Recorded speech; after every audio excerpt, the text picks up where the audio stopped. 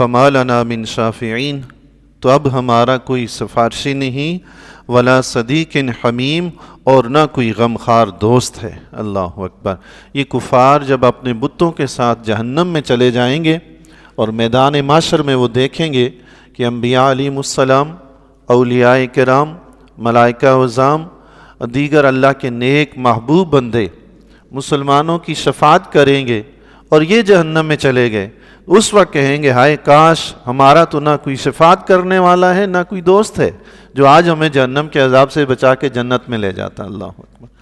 کون کہہ رہے ہیں؟ یہ کافر کہہ رہے ہیں۔ یہ مسلمانوں کے لیے حکم نہیں ہے کہ ان کی شفاعت نہیں ہوگی، شفاعت تو ہو گئی گناہگار مسلمانوں کے لیے۔ اللہ کے فضل و کرم سے نیکوکار مسلمان جو ہوں گے وہ تو خود جنت میں جائیں گے اللہ کے فضل سے، اپنے نیک اعمال کے سبب۔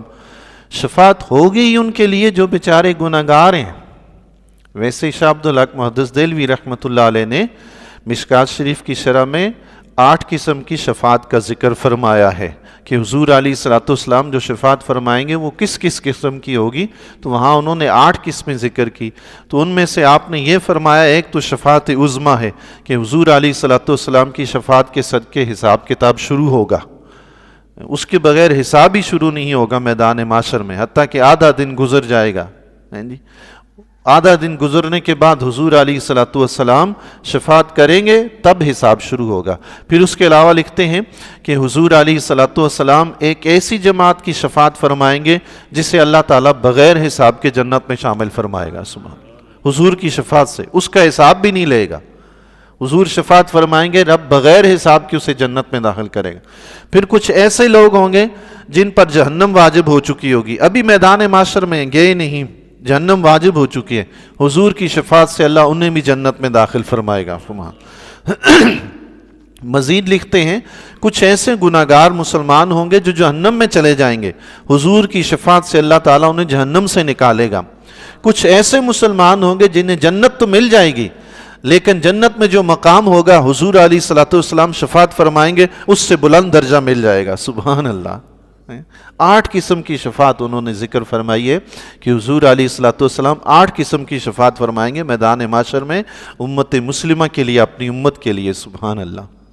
ایک حدیث شریف میں آتا ہے، آقا علیہ السلام کے ارشاد گرامی ہے، فرمایا، مسند امام احمد کی حدیث ہے غالباً، فرمایا مجھے امید ہے کہ میں قیامت کے دن دنیا کے درختوں اور دنیا کے پتھروں کے برابر انسانوں کی شفاعت کروں گا۔ سبحان اللہ۔ دنیا کے پتھروں اور درختوں کے برابر۔ حضور علیہ السلام کی بارگاہ عالیہ میں عرض کی گئی، رب کائنات ارشاد فرماتا ہے، عسیٰ ان یبعثک ربک مقام محمودا، قریب ہے کہ اے حبیب اللہ تعالیٰ تمہیں مقام محمود عطا فرمائے گا۔ تو حضور علیہ السلام کی بارگاہ عالیہ میں عرض کی گئی، سنن ترمذی کی حدیث ہے، عرض کی گئی یا رسول اللہ یہ مقام محمود کیا ہے؟ حضور علیہ السلام نے فرمایا شفاعت۔ سبحان اللہ۔ یہ مقام شفاعت ہے جو اللہ تعالیٰ اپنے حبیب کو عطا فرمائے گا۔ سبحان اللہ۔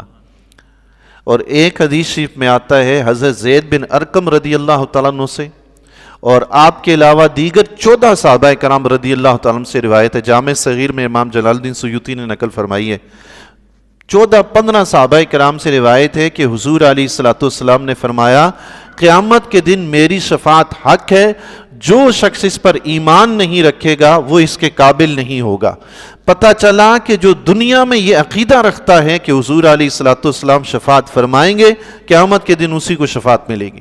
جس کا عقیدہ ہی نہیں ہے اس کو شفاعت نہیں ملے گی، بھلے وہ کہتا رہے میں مسلمان ہوں، میں مفتی ہوں، میں شیخ الحدیث ہوں، شیخ التفسیر ہوں، جو مرضی کہتا رہے، جس کا عقیدہ حضور کے بارے میں یہ نہیں ہے کہ حضور علیہ السلام شفاعت فرمائیں گے اور آپ کی شفاعت قبول ہوگی، جس کا یہ عقیدہ نہیں ہے قیامت کے دن اس کو حضور کی شفاعت بھی نصیب نہیں ہوگی۔ دنیا میں ہی نہیں مانتا۔ ایمان کا فیصلہ بھی تو دنیا میں ہونا ہے، آخرت میں تو نہیں ہونا۔ جو دنیا میں ایمان لایا اس کو آخرت میں نفع دے گا۔ اب آخرت میں تو کافر بھی کہیں گے کہ ہم ایمان لاتے ہیں، اس کا تو کوئی فائدہ نہیں ہے نا۔ قیامت کے دن تو سب دیکھ کے کہے گا کہ حضور شفاعت کرنے والے، اس وقت کوئی فائدہ نہیں۔ دنیا میں جو عقیدہ بنا کر گیا اس کو انشاءاللہ قیامت کے دن فائدہ ہوگا۔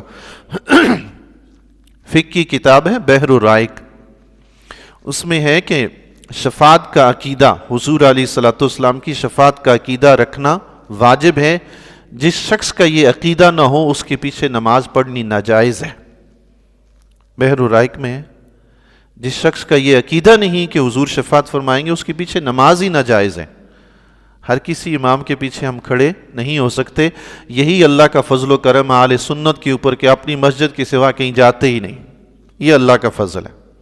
پڑھیں گے تو اپنی مسجد میں نماز پڑھیں گے, اپنے سنی امام کے پیچھے پڑھیں گے, باقی کسی کے پیچھے جاتے ہی نہیں. اور دیگر فرقے آپ دیکھ لیں, جہاں دل ملا وہیں کھڑے ہو گئے. بھائی جب آپ کے نزدیک یہ لوگ ہیں ہی گمراہ تو آپ کیوں کھڑے ہو رہے ہیں ان کے پیچھے؟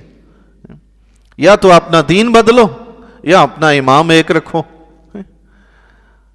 اپنے عقیدے پہ پختہ رہیں, قائم رہیں. اللہ کے فضل و کرم سے سیدھا راستہ ہے.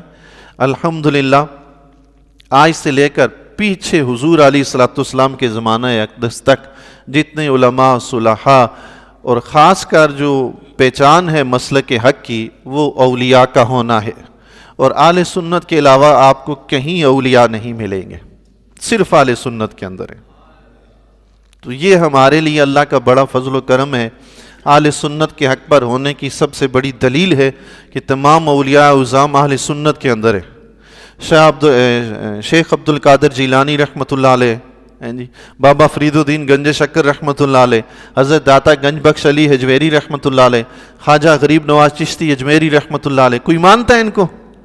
یہ سب اہل سنت کے بزرگ ہیں. سبحان اللہ. اللہ کا لاکھ شکر ہے کہ اللہ تبارک و تعالی نے ہمیں سیدھے راستے پہ رکھا ہے. الحمدللہ. تو قیامت